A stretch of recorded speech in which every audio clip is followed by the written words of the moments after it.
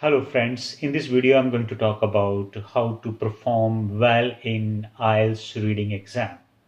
Preparations have been done by you for 1 month, 2 months. Now this is the exam time, the time when you have to give your 100% performance.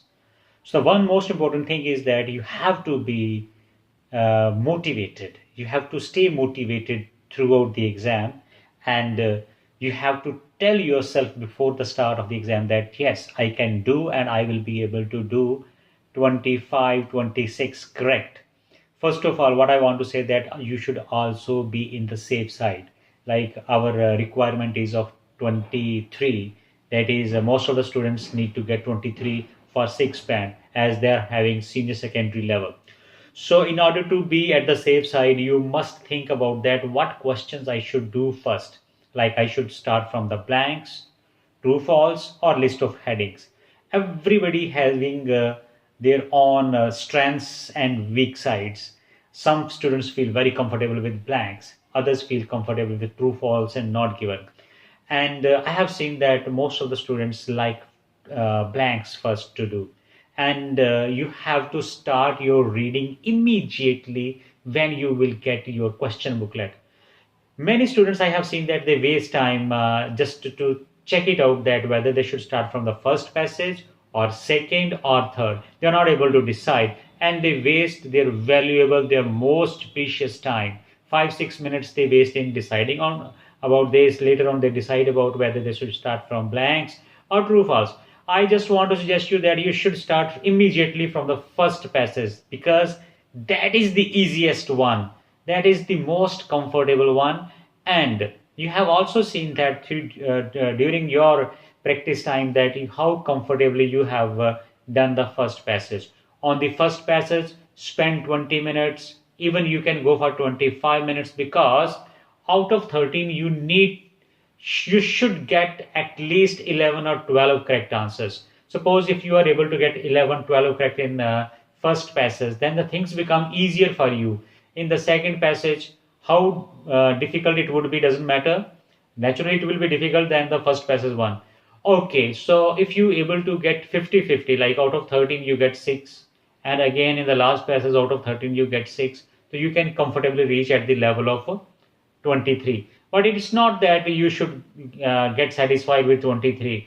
I want that you should go for more, and spending 25 minutes on the first passage, then spend 20 minutes on the second passage. On the in the second passage, again look for those questions. If you get blanks, or if you get such kind of question like you can answer in any order, like five, there are questions number 15 to 20 and answer in any order. So if you having such kind of questions, having 4 or 5 option questions that you can attempt in any order, that means that this is like a jackpot for you, because such questions are very easy to attempt. Because if you make any mistake, answer order can be changed. It doesn't matter in such kind of questions. Another thing is that when you do list of headings, when you start doing list of headings, you should also look for the adjacent questions like true, false, or blanks. 4 or 5 blanks would be there as well. So read the blanks first or true, false first before start reading list of headings and attempting them. What will happen? I just want to say that sometimes you will also find the answers of the blanks or true, false, or other kind of questions while attempting list of heading. So it will save your valuable time. Time is money, and the time is banned here in IELTS.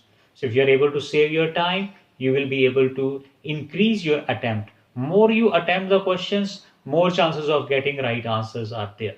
Okay, so what else you can do to save your time? The second thing that I want to tell you to save the time is never go for cross-checking. Cross-checking is really very harmful.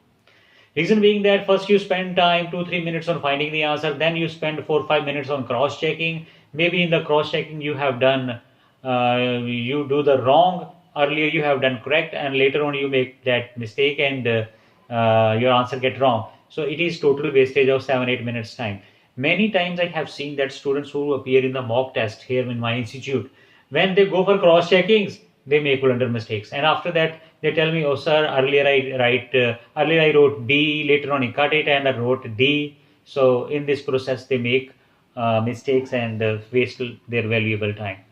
Another thing is when you get some difficult words over there, every reading has difficult words and they are just traps for you. You get stuck around those difficult words and you assume that, oh, this difficult word contains the answer, but actually it is not. Answer is somewhere else. So just scan through, go through all the lines quickly and find out where the keywords are there. Where are the keywords or main wording where you have to focus at that moment, read 2 3 times those sentences where you think the answer would contain and take quick decision. Don't bother about your decision would be right or wrong. You have to take that decision. This is the time to take that decision in the exam. You're not about to plan over there, or you're not supposed to go for deep thinking for the answers. 40 questions you must attempt by reading, then you will be able to get required band score. That could be 23 for 6 band and 30 answers you need for 7 band. So in this way you will be able to do. The most important thing, again I would like to repeat to you, that you should not change your strategy at the exam time. The strategy that you have been following for last many days during your preparation time, whatever the YouTubers say, whatever even I say, don't bother about that. You should focus on that particular strategy that you have been practicing, because that has become a strong point of yours.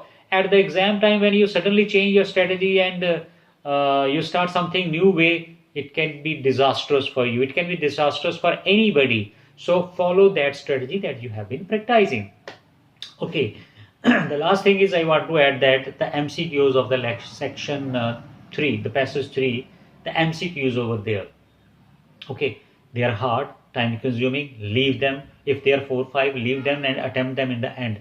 Other question you should attempt first. Maybe there are true false or maybe there are blanks. The chances are that blanks are mostly over there. If you get the blanks over there, attempt those blanks first or true false first. You may get a lot of ideas for MCQs type of questions that you have left earlier.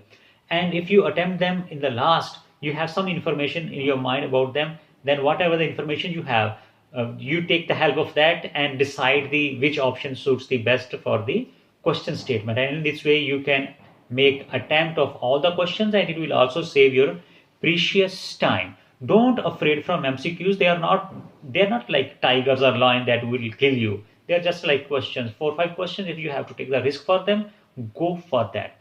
So in the last, I would like to say that do not get panic, stay motivated, relax and be cool throughout your reading. Cool, feel cool. If you're not able to find the answer, leave it and go next. Go next. 40 questions are there.